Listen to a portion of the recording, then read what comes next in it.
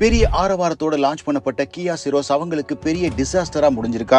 Launch பண்ண சமயத்துல கிட்டத்தட்ட மாதத்துக்கு 10,000 கார்கள் விற்பனையான கியா சிரோஸ் இப்போ மாதம் வெறும் 300 கார்கள் அளவுக்கு குறைஞ்சிருக்கிறதுக்கு என்ன காரணம்? இவ்வளவு ஸ்டீப்பான அன்எக்ஸ்பெக்டட் டவுன்ஃபால் எதனால ஆச்சு அப்படிங்கிற கம்ப்ளீட் டீடைல்ஸை இந்த வீடியோல பார்த்துலாம். கியா நிறுவனத்தை பொறுத்த வரைக்கும் ரைட்டான ப்ராடக்ட்டை ரைட்டான டைம்ல லான்ச் பண்ணுவாங்க அப்படிங்கிறது எல்லாருக்குமே தெரிஞ்ச விஷயம். இதன் காரணமா தான் இந்தியாவில் ஆரம்பிச்சு குறைந்த ஆண்டுகளே ஆனாலும் one of the most successful car மேனுஃபேக்சரா இருக்காங்க. ரெனோ, நிசான், ஹோண்டா போன்ற குளோபல் பிராண்ட்ஸை இந்தியாவில் சஸ்டைன் பண்ண முடியாத சமயத்துல கியா நிறுவனம் சாதாரணமாக 4வது 5வது பொசிஷனை தக்க வச்சிட்டு இருக்காங்க. அண்ட் மற்ற ஃபாரின் பிராண்ட்ஸ் அச்சீவ் பண்ண முடியாத மிகப்பெரிய மைல்ஸ்டோன்ஸை ஈஸியா செல்டாஸ், சானட் போன்ற கார்களை வச்சு அச்சீவ் பண்ணாங்க. 2019ஆம் ஆண்டுல இருந்து இன்னைக்கு வரைக்கும் டாப் செல்லிங் கார் பிராண்ட்ஸ்ல கன்சிஸ்டன்டா இடம் பிடிச்சு வர்றாங்க. இப்படிப்பட்ட கியா நிறுவனம் இந்த கியா சிரோஸை எப்படி லான்ச் பண்ண முயற்சி பண்ணாங்க அப்படிங்கறத முதல்ல பார்த்தலாம். ஃபர்ஸ்ட் அண்ட் ஃபார்மோஸ்டா அவங்களுடைய கேம் சேஞ்சர் காரா கியா சிரோஸை பார்த்தாங்க. கியா நிறுவனம் குளோபல் லெவல்ல விற்பனையாகிற லேட்டஸ்ட் கார்களுடைய டிசைன் லாங்குவேஜ் ஒரு காம்பாக்டான பிரீமியம் காருக்கு கொடுக்க நினைச்சாங்க.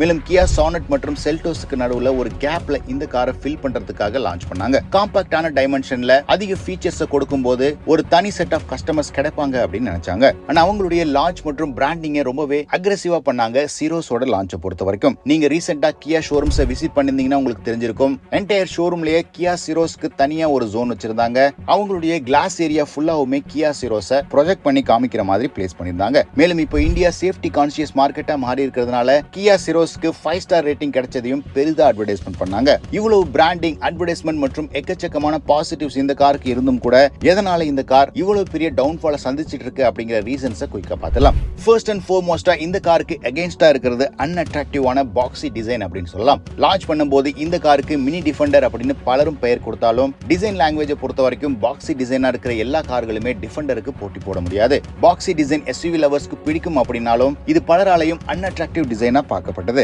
இந்த காருடைய ரியர் சைடு மற்றும் ஹெட்லாம்ப் பொசிஷனை குறிப்பிட்டு சொல்லியாகணும். ஹெட்லாம்ப்ஸை லோவர் கார்னர்ஸ்ல இந்த கார்ல பொசிஷன் பண்ணிருப்பாங்க.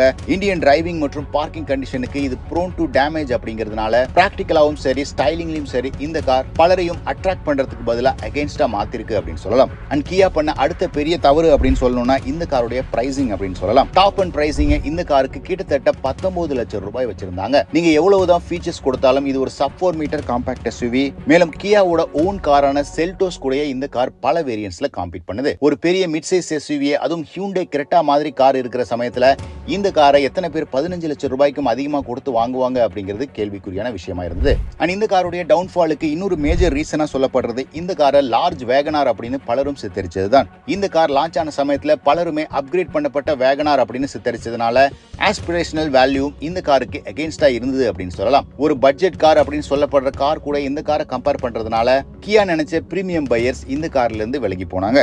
இது எல்லாத்துக்கும் மேல கியா சிரோஸ்ல கொடுத்த இன்ஜின் ஆப்ஷன் அந்த காருக்கு அகைன்ஸ்டா மாறி இருக்கு அப்படின்னு சொல்லலாம். கியா நிறுவனம் அவங்களுடைய 1 லிட்டர் டர்போ பெட்ரோல் இன்ஜினை இந்த காருடைய மெயின் ஸ்ட்ரீம் இன்ஜினா கொடுத்தாங்க.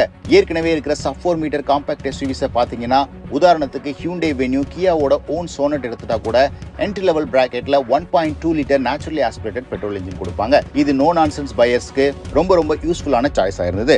பட் 1 லிட்டர் பெட்ரோல் இன்ஜின் மற்ற எல்லா கார் மாடல்களிலுமே அந்த அளவுக்கு சக்சஸ்ஃபுல்லான இன்ஜின் கிடையாது. எல்லா நிறுவனங்களுமே 1 லிட்டர் டர்போ இன்ஜினை கொடுத்து வராங்க. பட் ஸ்கோடா, ஃபோக்ஸ்வேகன் நிறுவனத்தை தவிர மற்ற எல்லா நிறுவனத்திலுமே இந்த 1 லிட்டர் இன்ஜின் கிட்டத்தட்ட ஃபெயிலியர் அப்படின்னு சொல்லலாம். அது மட்டும் இல்லாம 1.5 லிட்டர் டீசல் இன்ஜினை ரொம்ப பிரைஸியாவும் இந்த டைமென்ஷனுக்கு கிட்டத்தட்ட 14 லட்சம் ரூபாய்க்கு தான் ஸ்டார்டிங் பிரைஸே வச்சிருந்தாங்க. இது எல்லாத்துக்கும் மேல சப் 4 மீட்டர் காம்பாக்ட் எஸ்யூவி செக்மெண்ட்லயே அடாஸ், வென்டிலேட்டர் சீட்ஸ், செகண்ட் ரோலயே லான்ச் லைக் ஆப்ஷன் அப்படின்னு பல ஃபீச்சர்ஸை கொடுத்திருந்தாலும் இது எல்லாத்தையுமே டாப் அண்ட் வேரியன்ட்ஸ்ல கொடுத்திருந்தாங்க. இதன் காரணமா 15 லட்சம் ரூபாய்க்கு மேல செலவு பண்ணா மட்டும்தான் கியா சிரோஸோட யூனிக் ஃபீச்சர்ஸை நீங்க பெற முடியும்.